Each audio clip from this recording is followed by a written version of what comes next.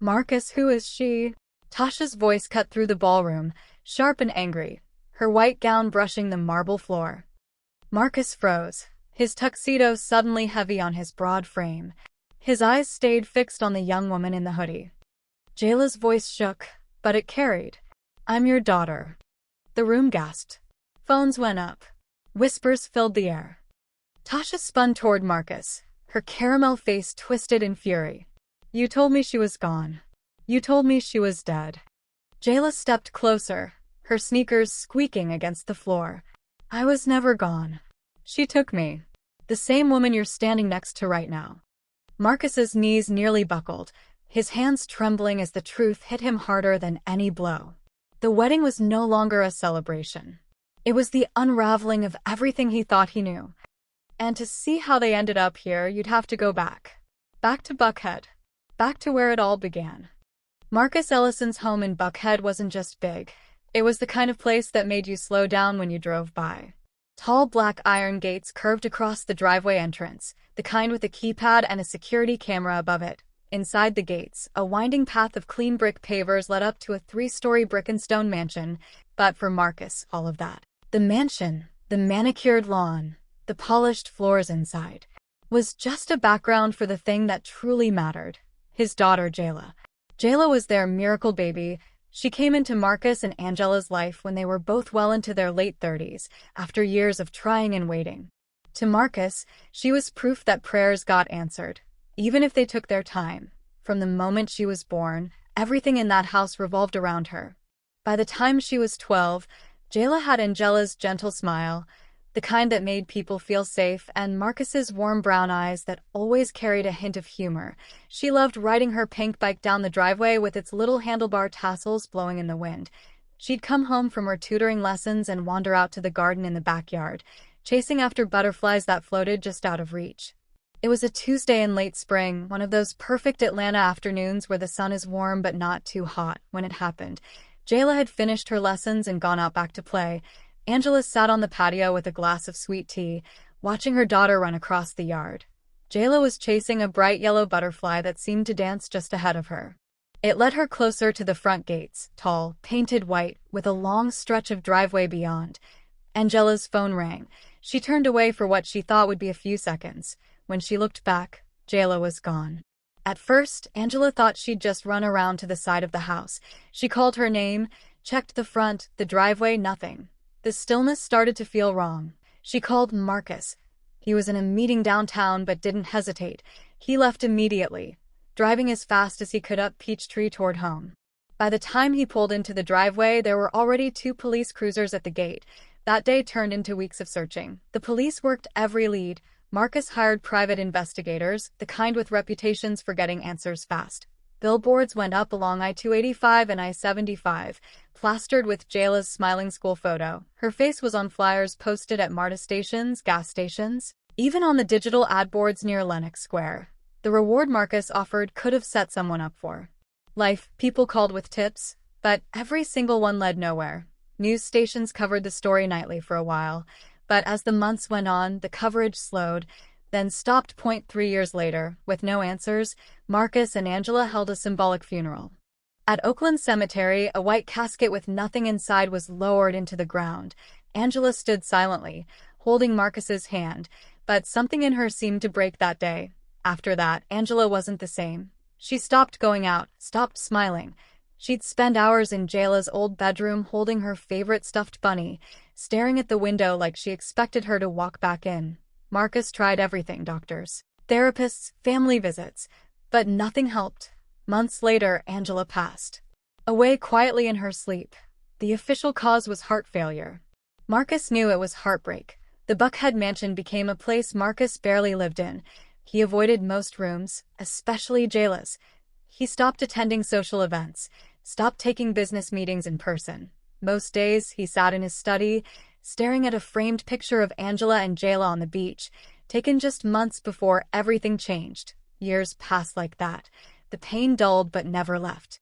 And then, at a charity gala in Midtown, an event he'd been pressured into attending, Marcus met Tasha Whitfield. Tasha was magnetic. She had a confident smile, always dressed sharp, and seemed to know exactly what to say to keep his attention. She was nothing like Angela, more flashy, more daring. Marcus didn't fall for her overnight, but she kept showing up at the same places he did. Eventually, she became part of his life. 3 years later, Marcus proposed. The wedding would be at the Georgian Terrace Hotel, across from the Fox Theater on Peachtree Street. The guest list included half of Atlanta's upper circle business owners, local politicians, socialites. But in East Point, far from the polished streets of Buckhead, a young woman was fighting to survive. Her name was still Jayla Ellison, but she didn't remember much about her past. Jayla had been living on the streets for as long as she could remember clearly. She didn't know exactly how many birthdays had passed since the day she ran through that unlocked door and never looked back. When she escaped, she was disoriented, scared, and didn't know where she was. She tried asking people for help, but without a last name she could remember, without an address, without even a clear idea of what city she came from, she ended up lost in a world that didn't have space for a child on her own. She learned survival the hard way. She figured out which dumpsters behind the South DeKalb Mall food court had leftovers worth digging for. She learned to ride MARTA buses just to stay warm at night in the winter, moving from route to route until the drivers recognized her and told her she had to get off. She found shelter in abandoned houses in East Point, tucked behind boarded-up windows. Some nights, she'd get a cot at a church shelter when there was space, but those beds went fast. Her memories were fractured. Sometimes, when she was half asleep, she'd see a flash of white gates in her mind, or hear the deep laugh of a man she couldn't quite picture. She'd wake up with the sound of it still in her ears, a strange mix of comfort and sadness. She was thin, her hair rough and uneven from years without proper care, and her clothes came from donation bins.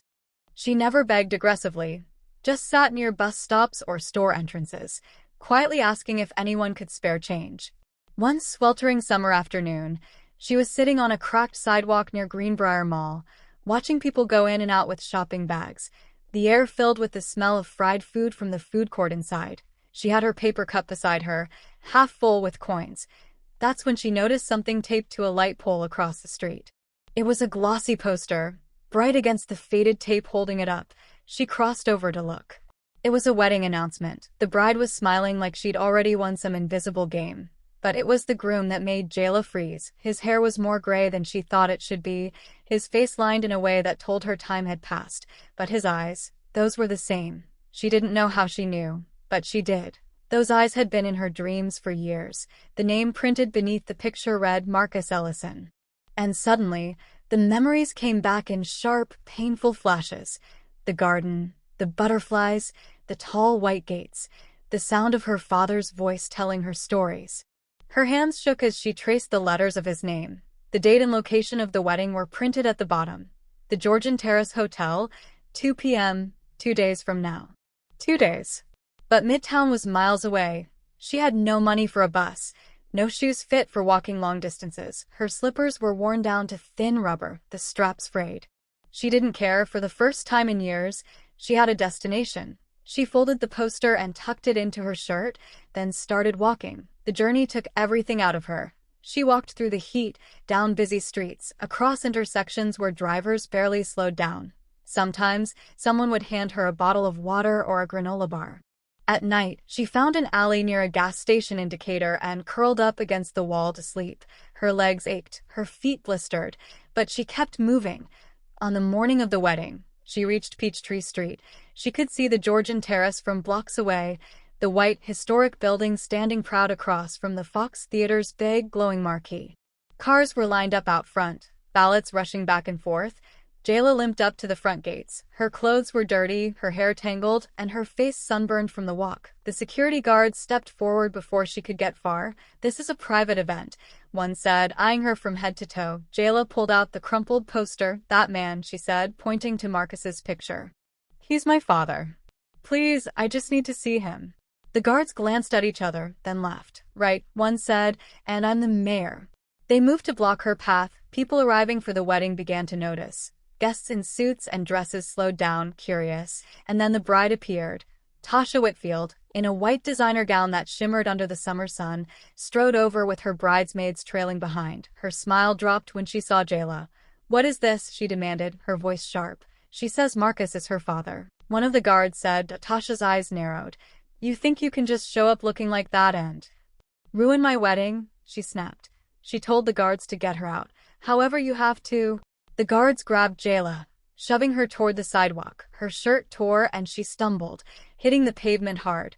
Phones came out. Some people gasped. Nobody stepped in. Then a woman's voice rang out from the crowd. Stop. Let her go. It was Danielle Carter, Marcus's stepdaughter from his first marriage. She pushed through the onlookers and dropped to her knees beside Jayla. She looked at her face, really looked, and froze. Jayla, she whispered. Jayla blinked through tears. Danielle? Danielle's face crumpled. Oh my God, it's you. Marcus appeared moments later, drawn by the commotion. When he saw her, everything else disappeared. The guests, the wedding, Tasha. Jayla, he breathed. Daddy, she said, her voice breaking. He rushed forward, pulling her into his arms. 9 years of grief broke open in that moment. The wedding was over before it had even started. Marcus didn't say another word to Tasha. He just told his head of security to clear the place. Then he, Danielle, and Jayla left in his Rolls-Royce. Back at the Buckhead mansion, Marcus's staff cried when they saw her. Some of them had cared for her as a child. Danielle ran a bath, found soft pajamas, and called a doctor. The doctor treated her injuries and said she was weak but would recover. That night, Jayla fell asleep in a warm bed, with Marcus sitting in the chair beside her, watching her breathe. But Tasha wasn't done. A week later, a video appeared online. Grainy footage of Jayla talking to an older man in a hotel lobby. The captions accused her of being a scammer, maybe even worse. The story spread fast. Jayla saw it and crumpled, sobbing into Danielle's shoulder. They think I'm lying, she said. Marcus wanted to sue every outlet that posted it, but Danielle told him lawsuits would drag it out. They needed proof of who was behind it. She called Victor Lane, her go-to investigator. Within days, Victor traced the video back to a journalist paid by a shell company linked to Keisha Morgan, Tasha's closest friend. The video was a deepfake, using an unrelated clip of a stockbroker from a public conference. Victor confronted the journalist in a budget motel near Forest Park. He laid out the evidence and gave him a choice: confess or face charges. The man confessed, naming Tasha and Keisha. Danielle held a press conference downtown, presenting the evidence. Tasha's reputation was in shreds by the end of the day. Then came a call from a woman who refused to give her name. She wanted to meet in person. At a quiet hotel conference room, Danielle met Shanice Whitfield, Tasha's younger sister. Shanice was shaking as she spoke. She admitted Tasha had arranged Jayla's kidnapping years earlier to break up Marcus's marriage. When that didn't work, she poisoned Angela slowly until her heart failed. Shanice also gave the name Tyrone Hayes, Tasha's ex from the streets. Victor tracked him down to a rundown apartment off Campbellton Road. Tyrone confirmed everything, adding details about the two men he hired for the kidnapping and how they abandoned Jayla in a small Georgia town. With Shanice's and Tyrone's confessions, police had enough. They arrested Tasha in her Midtown condo early one morning. The trial at Fulton County Courthouse was packed. Tasha tried to cry on the stand, claiming she never meant harm, but the jury didn't buy it. She was found guilty of kidnapping, conspiracy, fraud, and more. Sentenced to 15 years without parole, Marcus and Danielle sat in silence as the verdict was read. It wasn't joy they felt, just the end of something dark. For Jayla, healing took time. Therapy helped her process the years she'd lost. She worked with tutors to catch up on school and started smiling again. Danielle became more than a stepsister. She was a mentor and friend. Months later, Jayla and Danielle launched the Bright Path Foundation, helping missing and exploited girls in Georgia. They held fundraisers, partnered with shelters, and made sure no girl felt as lost as Jayla once had. One warm afternoon, Jayla sat on the back patio of the Buckhead mansion, writing in her journal. When Danielle asked what she was writing, Jayla smiled softly. My story, she said. About the girl everybody thought was gone, but came back stronger. They sat together, watching the sun dip over the Atlanta skyline. The past would always be part of them, but it no longer controlled them. For the first time in nearly a decade, Jayla's future was hers again.